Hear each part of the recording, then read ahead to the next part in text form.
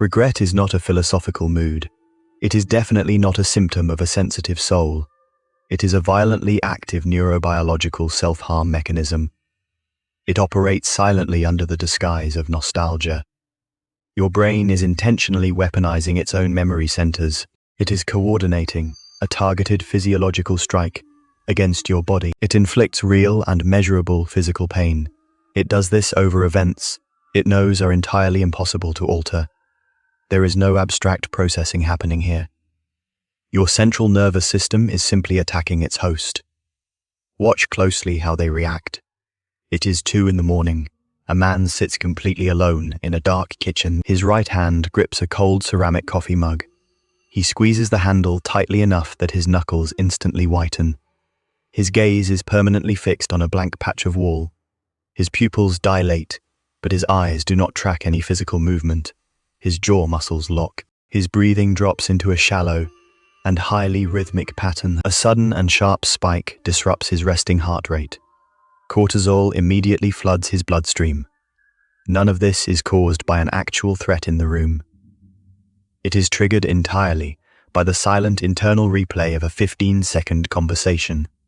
A brief exchange of words that occurred exactly 5 years ago. He is physically reacting to a phantom stimulus. His biological hardware is fighting a ghost.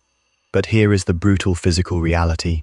Why does the most advanced biological computer on the planet operate this way? Why does it allocate immense caloric energy to actively punish itself?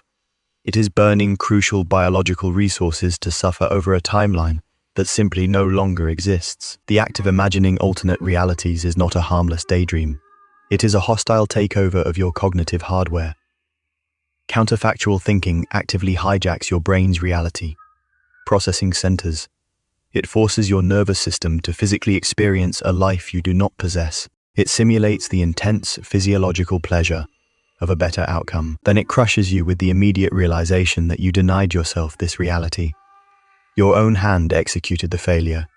The actual fatal mechanism begins in the background. It starts the exact fraction of a second. Your brain goes idle. You sit alone in your room. Your prefrontal cortex stops processing concrete external tasks. Without this active cognitive suppression, the default mode network instantly powers up. It begins running unauthorized, high-fidelity simulations. It violently retrieves an old, securely locked memory. Then it splices a completely fabricated decision over the actual historical event. It overlays a fiction onto a cold, hard fact. Your brain begins to process this simulated, alternate reality as viable sensory data. And it gets worse. The human brain operates strictly as a biological prediction engine. When your default mode network simulates a past scenario where you made the correct choice, it calculates a reward. It registers the specific neurochemical payload of that imagined success. Then, it takes that massive, simulated reward and slams it against your current baseline reality. The mathematical discrepancy is staggering. This triggers a catastrophic negative prediction error within your basal ganglia. Your baseline dopamine levels instantly crash to the floor. In direct response, your adrenal glands flood your bloodstream with cortisol. You trigger a localized, severe physical stress response over a mathematical fiction. Every second you endure this stress, you make the architecture permanent. Acute emotional distress drastically strengthens your synaptic weights. The more physical pain you suffer from a memory, the harder your brain works to retain it. The amygdala tags the memory with extreme emotional severity. The hippocampus responds by encoding the visual details with terrifying clarity. You are physically increasing the density of that specific neural circuit. You are biologically reinforcing the exact pathway of the mistake you desperately want to forget. Your own neuroplasticity is being utilized to guarantee your suffering. Watch closely how they react. A person arrives home and puts their car in park. They do not turn off the engine. They sit completely motionless in the driver's seat for 20 straight minutes. Their right index finger rhythmically taps against the leather steering wheel. Their pupils suddenly dilate in the dim light of the driveway. Their core skin temperature measurably drops.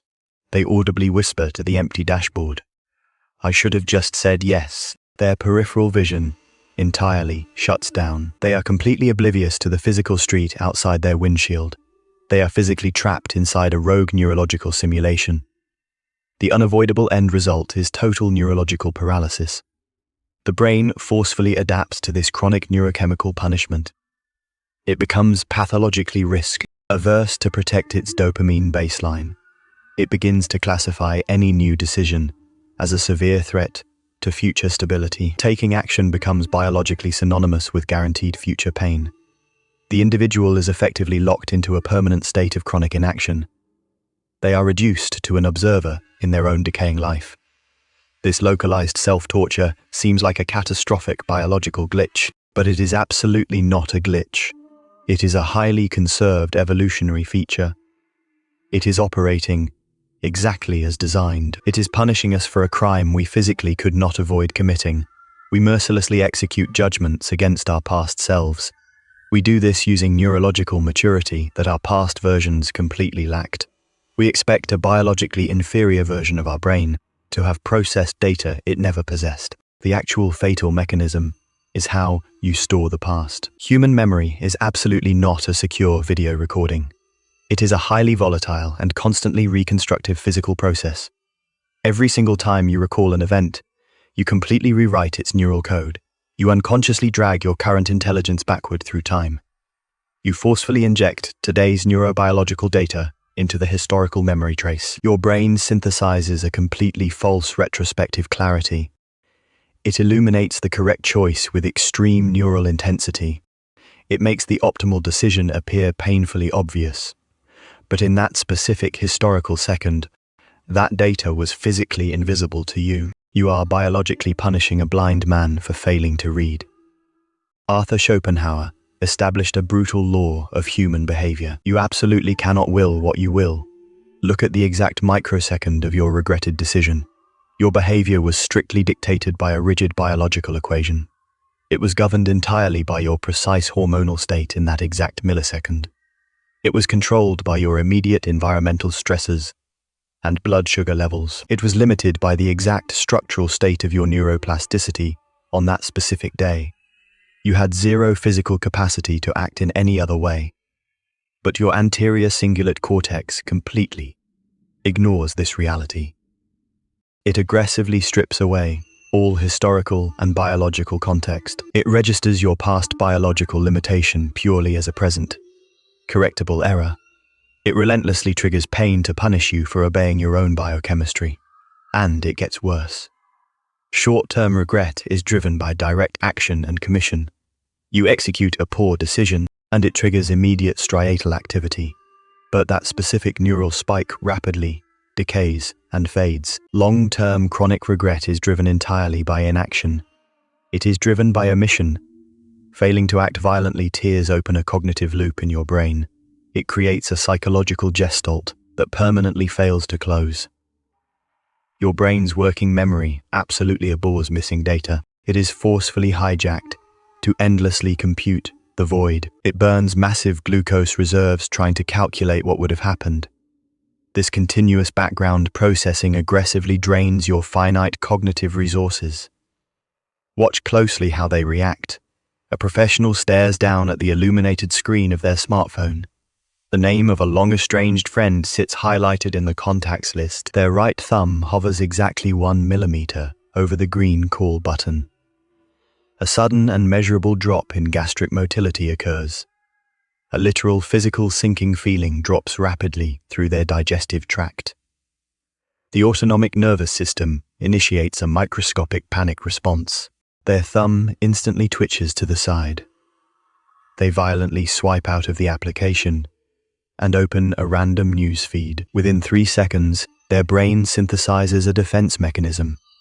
They cognitively inflate the memory of a decade-old minor offense to justify the physical retreat. The physical consequences of this avoidance compound over time. The rapid accumulation of these unclosed cognitive loops physically degrades your working memory capacity. Your brain becomes a fractured processor, struggling to render current reality. This structural decay forces a state of chronic, low-grade anxiety. It induces severe emotional blunting across your nervous system. It biologically destroys your physical capacity to remain in the present moment.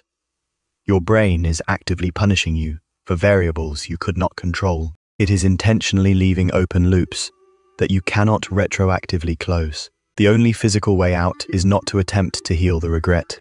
The only viable biological strategy is to weaponize it. Regret is absolutely not a useless emotional byproduct. It is a high-fidelity and biologically coded map. It operates as a precise mathematical indicator of your severely suppressed core values. The actual fatal mechanism relies on somatic markers. The psychological pain of regret is a strictly physical alarm system. It is a violent physiological response, engineered to direct your future physical movement. The intensity of this localized pain is not mathematically arbitrary. It is directly proportional to the distance between your historical action and your core biological imperatives. If your past action deeply betrayed your social or survival values, the neural alarm screams. This internal suffering is not a philosophical punishment to endure.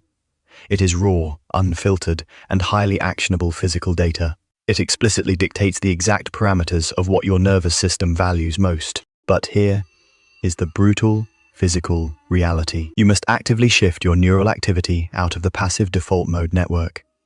You must forcefully reroute the processing load directly into the executive control network. You execute a cognitive override by actively affirming the historical event. You choose to embrace the terrifying concept of eternal recurrence. You demand that the past remain exactly as it physically occurred. This blunt force acceptance forces your brain to fundamentally restructure the neural memory trace. It actively strips the emotional tag of a terminal failure from the synaptic pathway. It biologically reclassifies the historical mistake as a necessary antecedent variable. It transforms the error into a mandatory data point, strictly required for your current survival. And it gets worse for your default neurological programming. You must force your brain to actively compute its own physical mortality. Injecting the absolute reality of inevitable biological death violently shifts your computational focus.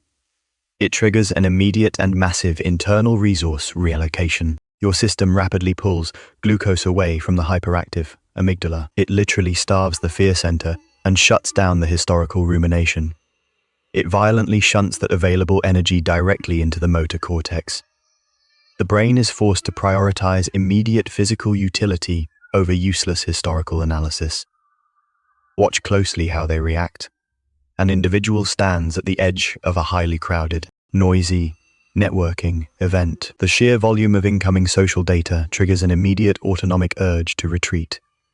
Their amygdala commands the physical body to step backward into a dark, safe corner. Instead, they consciously hijack their own skeletal structure. They physically force their rigidly tense shoulders to drop 2 inches. They deliberately uncross their arms to terminate the defensive physiological posturing. They walk in a straight, aggressive line directly toward a complete stranger. They force direct, unbroken eye contact. They execute this physical approach while their pulse races at over 110 beats per minute. They are consciously and violently overriding their own autonomic nervous system. The deliberate execution of this anxiety-inducing action is catastrophic to the old memory. It instantly and violently closes the open cognitive loop. It forcefully shuts down the continuous background processing of past inaction. It immediately halts the active secretion of stress hormones. Tied to the historical failure, your brain registers the new physical movement as absolute biological dominance. This localized biological override achieves a singular purpose. It forces a brutal and unavoidable confrontation with the absolute reality of time. You will absolutely never erase your regret. The neural pathways of your past failures are permanent. They are physically etched into the dense architecture of your brain. Attempting to simply let it go is a strict biological impossibility. It is a catastrophic waste of your finite cognitive load. Your physical brain cannot unwire what it has deeply encoded. The ultimate cognitive maturity requires a brutal acceptance. The physical architecture of regret is entirely permanent. But the neurochemical weight of that regret is highly variable. You cannot heal a historical timeline that no longer exists. The actual fatal mechanism is a game of neural dominance. You must accumulate a massive volume of new and aggressive data points. You generate sheer physical action in the absolute present. This fresh sensory data forcefully competes the old memories. It actively strips the historical circuits of their allocated blood flow. You systematically render your past statistically irrelevant. You achieve this strictly through sheer, blunt force physical action. You must implement a rigid 72-hour closure protocol. Identify a specific cognitive loop torn open by a historical omission, an unsent text message, or a physically avoided risk. You now possess exactly 72 hours of viable neurological runway. You must execute a microscopic and highly irreversible physical movement. You must act before the internal computing loop violently resets. You must act before total neurological paralysis permanently solidifies. Pick up the glass device and type the exact text. Press your finger into the screen and initiate the send command. Do not monitor the sudden physical symptoms of panic expanding in your chest. The rapid heart rate and tightening lungs are completely meaningless. Observe them coldly, strictly as temporary physiological data. Bypass the autonomic warning and execute the physical movement anyway. Blunt physical action actively builds the future brain. Chronic physical inaction biologically decays the mind. The door standing immediately behind you is permanently locked. The door physically located in front of you is rapidly closing. You need the unapologetic blueprint to hijack your own biology. You must force your brain out of its ancient evolutionary traps. You must drive it violently into an actualized physical reality. Click subscribe. We absolutely do not deal in human comfort here. We deal strictly in cold biological mechanics.